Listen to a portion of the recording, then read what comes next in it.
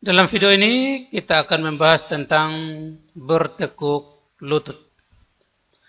Itulah sebabnya Allah sangat meninggikan dia dan mengaruniakan kepadanya nama di atas segala nama, supaya dalam nama Yesus bertekuk lutut segala yang ada di langit dan yang ada di atas bumi dan yang ada di bawah bumi, dan segala lidah mengaku Yesus Kristus adalah Tuhan bagi kemuliaan Allah Bapa. Itu adalah ayatnya. Sekarang kita masuk dalam analisis. Video ini merupakan lanjutan dari video sebelumnya, yaitu Mutiara Putih Sebening Embun. Allah sebagai manusia, atau yang dikenal dengan nama Yesus Kristus, di dalam namanya segala yang ada bertekuk lutut. Di langit, di atas bumi, ataupun di bawah bumi. Di atas bumi ada manusia. Manusia ada dua golongan. Yang pertama adalah kambing dan yang kedua adalah domba. Domba ada dua golongan. Yang pertama adalah domba yang naif atau domba yang bodoh, dan yang kedua adalah domba yang berhikmat. Kambing adalah golongan manusia yang menyangkal, bisa dengan perbuatan, bisa juga dengan perkataan. Menyangkal dengan perbuatan seperti membenci. Jika kita membenci, itu sebenarnya menyangkal Allah, karena Allah adalah kasih. Jadi kalau kita membenci, kita menyangkal kasih. Selain itu juga, kita juga dapat menyangkal dengan mulut. Apa yang diucapkan oleh mulut sehingga disebut menyangkal? Yang diucapkannya adalah kata-kata. Kata-katanya seperti apa? Semua perkataan penyangkalan biasanya hanya seputaran Yesus Kristus bukan Allah. Ini menyangkal. Istilah Yesus Kristus bukan Allah sebenarnya memiliki makna yang sama dengan Yesus Kristus adalah manusia. Sayangnya, istilah Yesus Kristus adalah manusia diucapkan oleh domba yang naif. Yesus Kristus adalah manusia. Mengapa bisa memiliki makna yang sama dengan Yesus Kristus bukan Allah? Karena kedua istilah ini berada di bawah hukum. Allah bukan manusia dan manusia bukan Allah.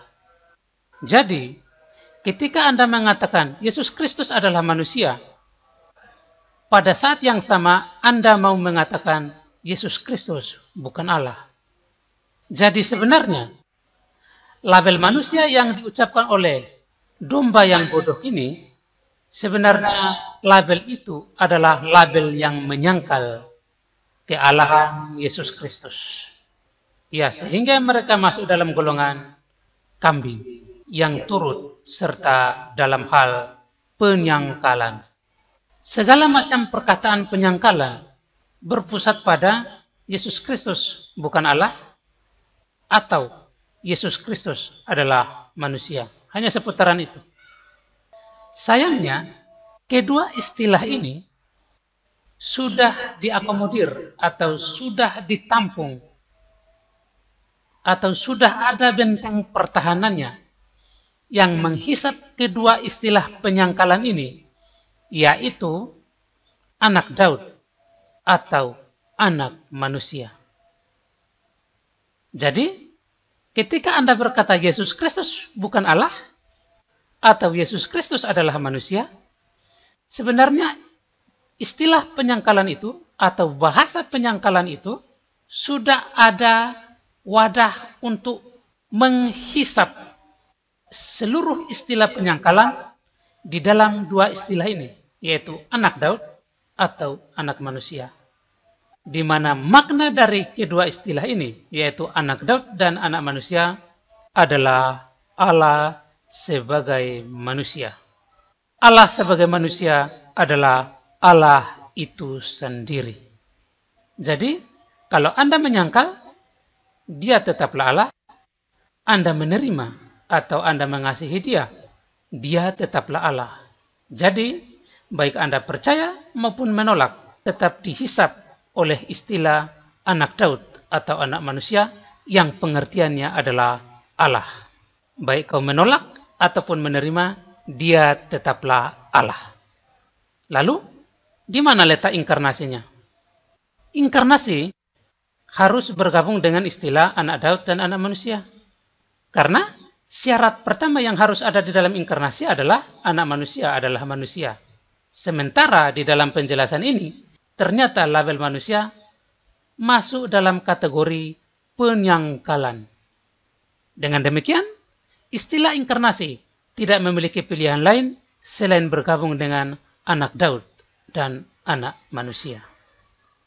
Kita lanjut. Rumusan doktrin Dunatur Kristus tidak logis. Mengapa demikian? Ini lihat, ini adalah rumusan doktrin Dunatur Kristus, Allah sejati dan manusia sejati. Makna daripada Allah sejati ini berarti Yesus Kristus adalah Allah. Sedangkan manusia sejati berarti Yesus Kristus bukan Allah. Sehingga yang kita peroleh sekarang ini adalah doktrin Dunatur Kristus itu terdiri dari Yesus Kristus adalah Allah dan Yesus Kristus bukan Allah. Dan ini tidak logis.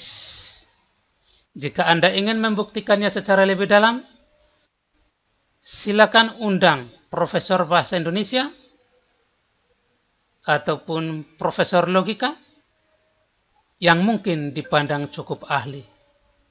Semoga penjelasan saya ini dapat membantu dan membangun iman kita ke depan. Inilah persembahanku ya Tuhan. Segala hormat dan kemuliaan hanya untuk Engkau ya Allah. Di dalam nama Bapa dan Putra dan Roh Kudus, aku memuji dan memuliakan-Mu. Amin. Dalam nama Bapa dan Putra dan Roh Kudus. Amin.